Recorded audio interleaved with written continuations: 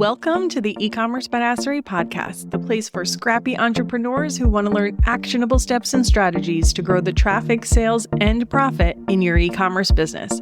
I'm your host, Jessica Totillo-Coster, a 20-year retail veteran and former brick-and-mortar boutique owner who spent 3 years as the only employee of a 7-figure online store. That shit was crazy. I know exactly how it feels to do all the things, and I'm sharing everything I learned the hard way so you don't have to. I may have started this business by accident, but supporting badass bosses like you lights me the fuck up, and I am so stoked to see you grow. Are you ready, babe? Let's roll.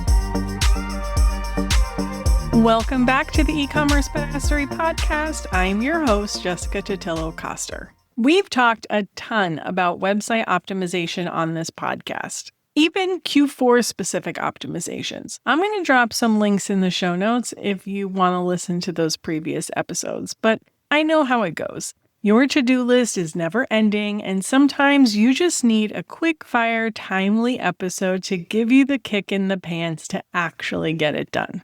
Yeah, me too. I was inspired by a conversation with a lounge member who already had a lot of the right information on her website, but needed to finesse the way she was presenting it. So today, I wanted to talk about a few must-haves for your website and the best way to present them. The first thing is to keep the main attraction above the fold. When it comes to your website, the most valuable real estate you have is what's above the fold. That's the part of the page people see without having to scroll. And if your most important stuff isn't there, you're already fighting an uphill battle. Customers are pressed for time and have short attention spans. They want to know within the first few seconds if they're in the right place when they land on your website. And if they don't find it easy to navigate or find what they're looking for, they're going to go somewhere else.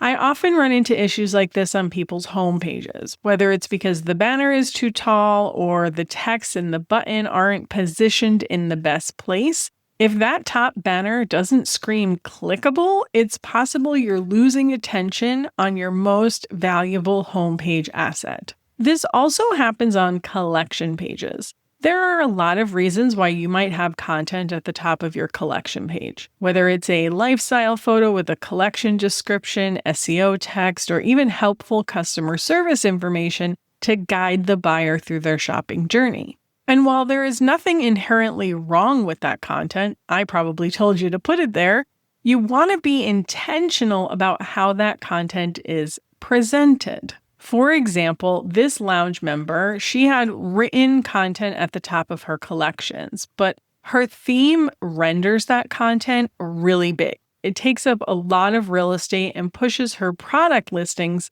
below the fold. She also ran into issues on her product page where the title was like 3 lines long, pushing the rest of the product information in the add to cart button, all of that further down the page. Now, how exactly you go about fixing this is going to depend on your theme. It might just be a built-in styling or layout option you have to change, or you might have to think a bit outside the box for how you actually render the information on your website. Let's take the collection content we talked about. Instead of adding it to the collection description of the Shopify admin and letting your theme render the way it was designed, maybe you use a different section, say a side-by-side image with text section, so you can make better use of that top part of the page. When it came to her product title, that also required a bit of out-of-box thinking. While the long names she had were helpful for customers coming from a collection, once they got to the product page, they didn't really need that long title. In her case, I recommended she either make the entire title smaller or use metafields to store an alternate product name and use that version on the product template instead of the product's actual title. At the end of the day, every website is different. The exact issues you're going to run into are going to be unique to your theme, your product assortment, your brand aesthetic, all the things. The key is to look at your site with a critical eye, not as the store owner who knows where everything lives, but as the customer who's trying to make a fast decision. ask yourself, what's showing up first? Is it the stuff that actually drives sales, or is it filler that's taking up space? And if you do run into roadblocks with your theme, remember, don't be afraid to think outside the box. Yes, sometimes it's as simple as tweaking a setting. Other times it's about getting creative with how you render or style that information. The goal is always the same though. Keep the most important content front and center and make it as easy as possible for your customers to get where they're going. Next, I want to talk about your product page and optimizing it to do the heavy lifting. Your product page is where customers are making that final buying decision. Do I trust this brand? Do I want this product? Do I feel confident enough to spend my money here? And here's the mistake I see way too often.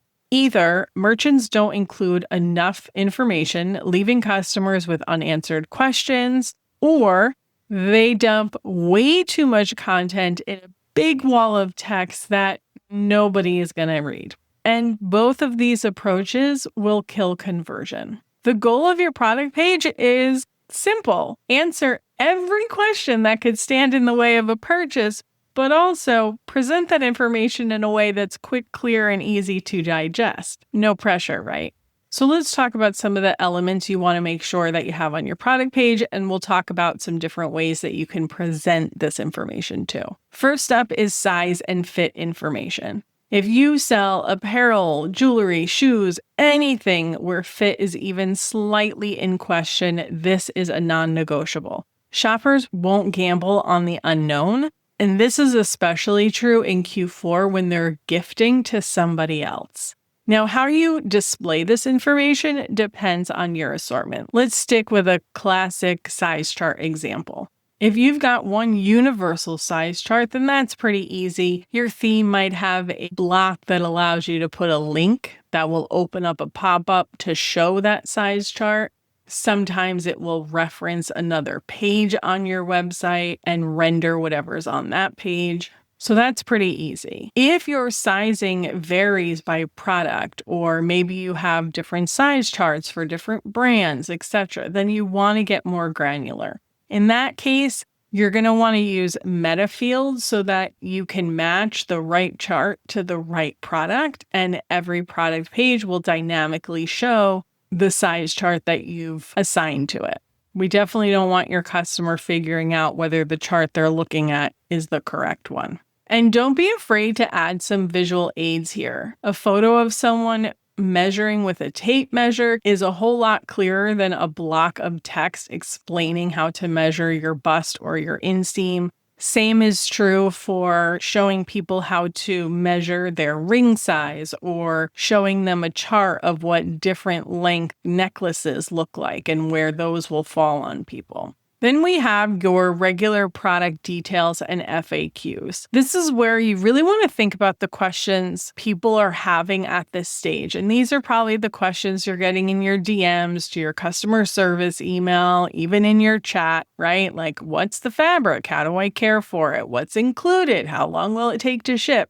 The trick is not just answering those questions, but presenting the answers in a way that doesn't overwhelm people. So instead of one giant paragraph, break your info into accordion sections. You can do fabric and care in one, shipping and returns in another, sustainability or guarantees in a third. Customers can scan, expand which ones they care about, and then move on with their purchase. If you have a particularly confusing or intricate product, you might even want to add a full product FAQ section underneath the product information. For example, one of my clients sells growth chart rulers for kids, to track their height. At the top of the product page, we added the must-know information, exactly what they need to make a buying decision. So this is details about personalization, installation, so they know how easy it is, material details, and shipping timeframes, because this is very often purchased as a gift.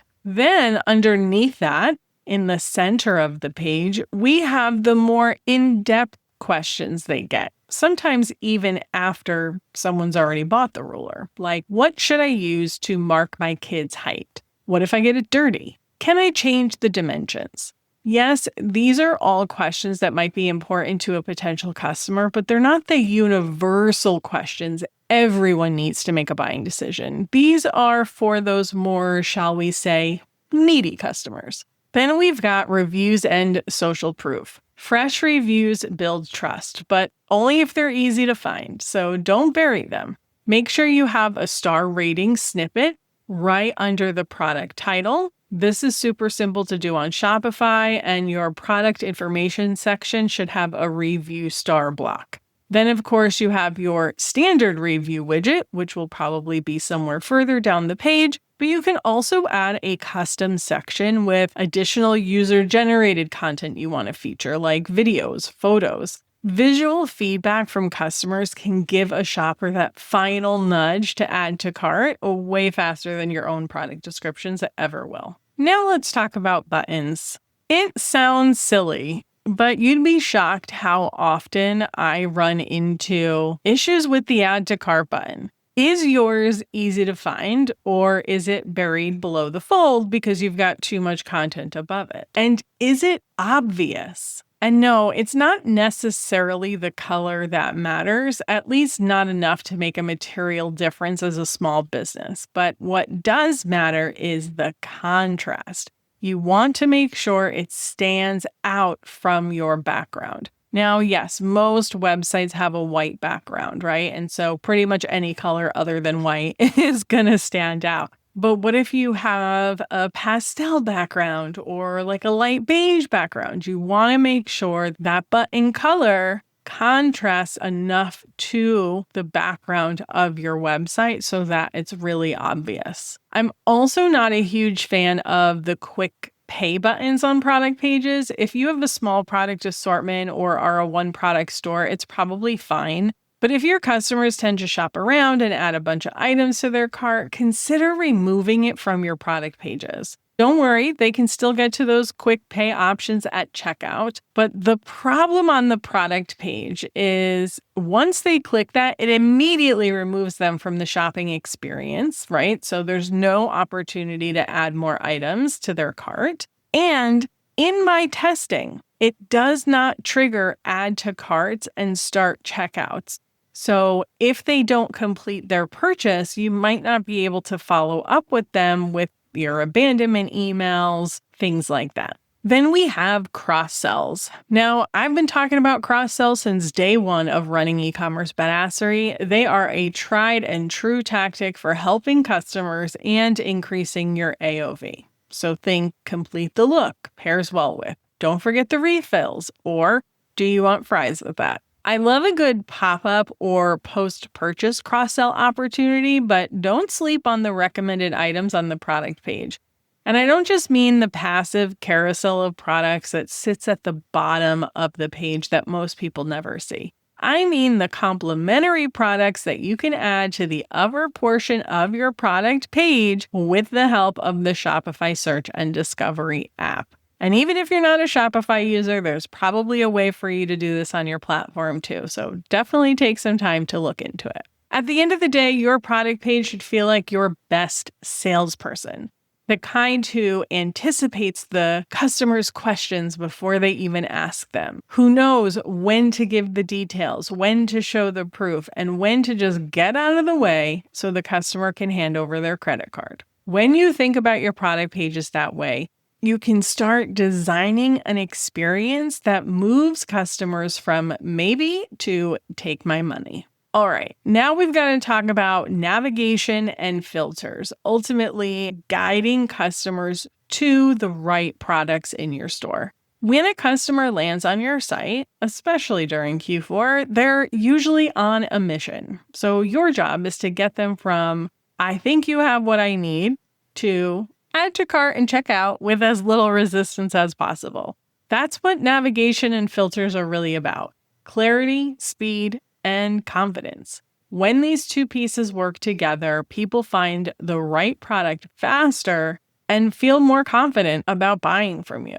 Unfortunately, this is one of the areas I see merchants overlook the most, but it is tricky because there is no universal formula. But let's talk about how you can start brainstorming through your own navigation setup. Number one is to just focus on what matters most to you and your customers. So your navigation should reflect how your customers actually shop and what drives your sales. Think about your hero products, your best-selling categories, or even the pain points your customers shop by. Okay, let's run through a few examples. A typical women's boutique might highlight tops, denim, dresses, and accessories. That makes sense.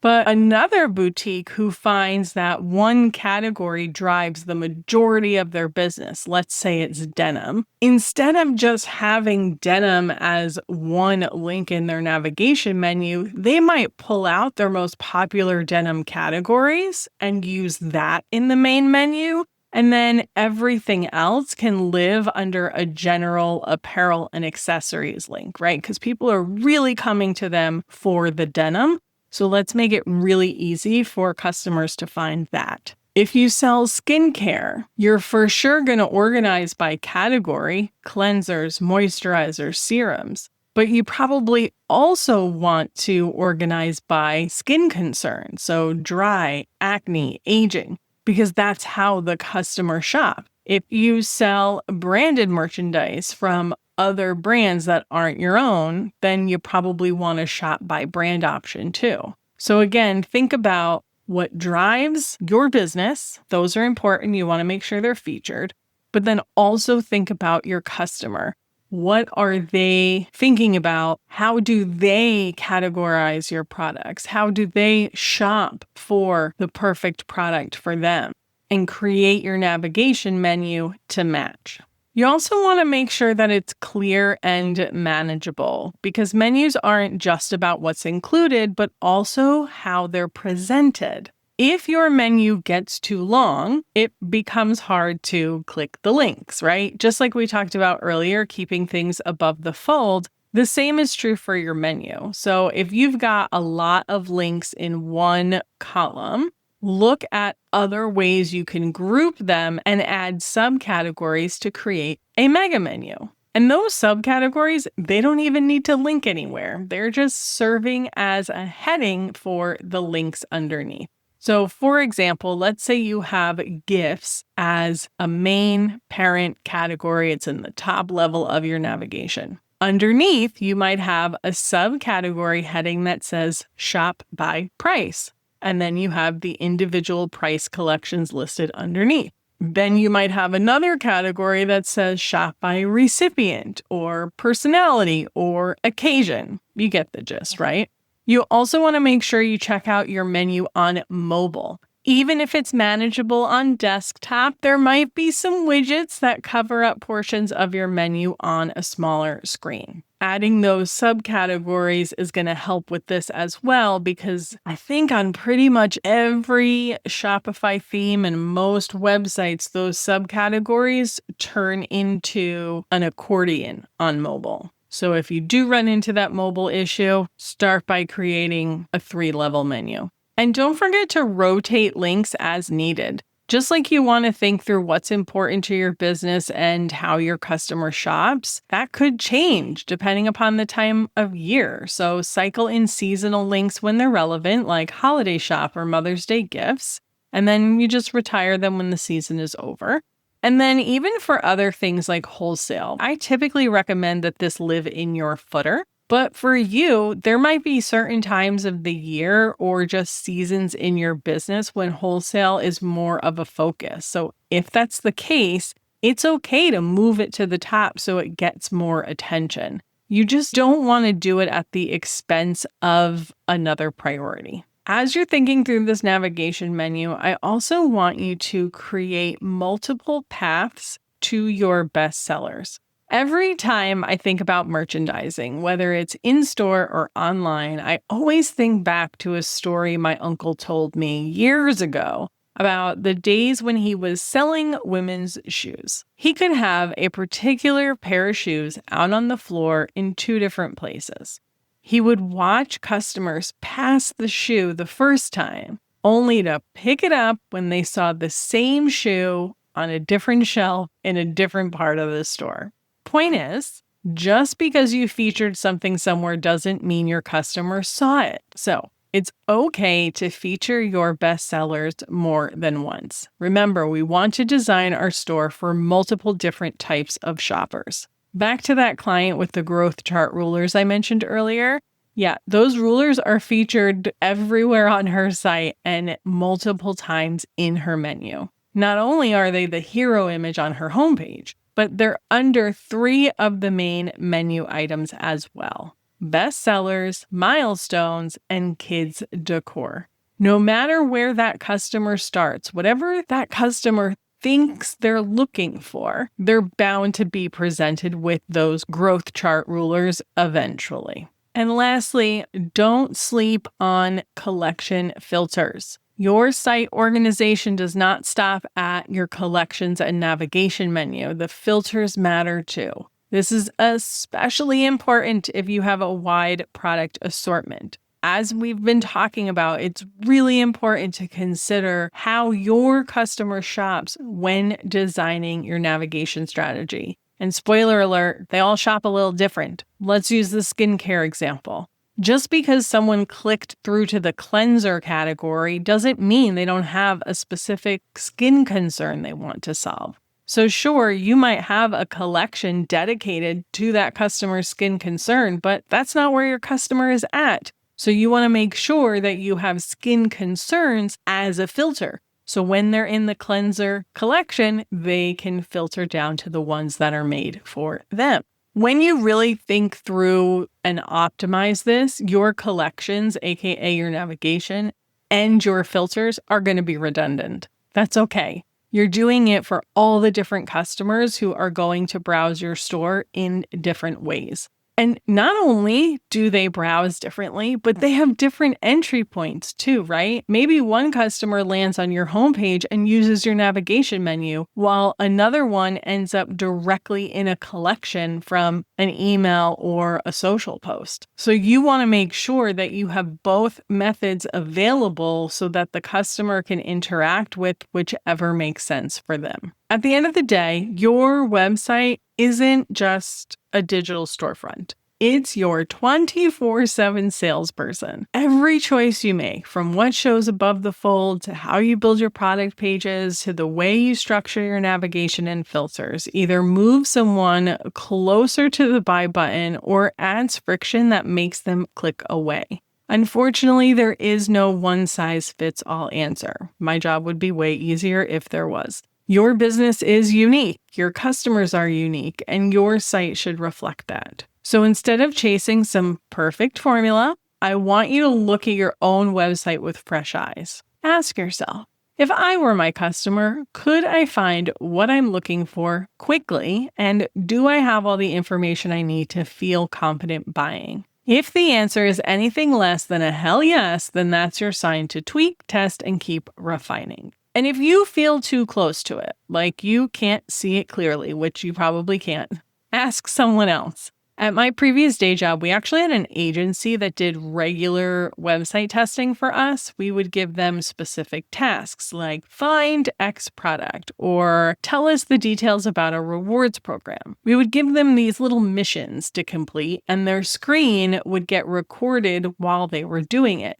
This would give us insight into what it was like to navigate our website, find information, etc. Now, you don't need an agency to do this, but you do need someone who isn't already familiar with your business or website. You want them to be flying as blind as possible for the most accurate results. And I'll tell you, it can be pretty eye-opening. Lounge members, if you want my feedback about your website, post your URL in the activity feed, let me know what you're getting stuck on, and I'll take a peek. If listening to this episode made you feel like you need a hefty content overhaul on your site, but you're not sure how to properly organize it, check out Shopify Secrets. That will show you how to utilize metaobjects and metafields to streamline your product content and present it in a clean and organized way. And I know all of this sounds like a lot of work, and it might be, but you don't have to do it all at once. Prioritize what is lacking the most at the moment, just in time to get yourself in tip-top shape for the holiday season, and you can revisit the rest in the new year.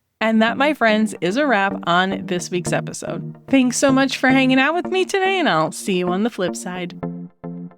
Thank you so much for listening to today's episode. If you want to learn more about growing your e-commerce business, get started with my free resource library at ecommercebadassery.com/free stuff and get an invite to the Lounge, my e-commerce marketing membership.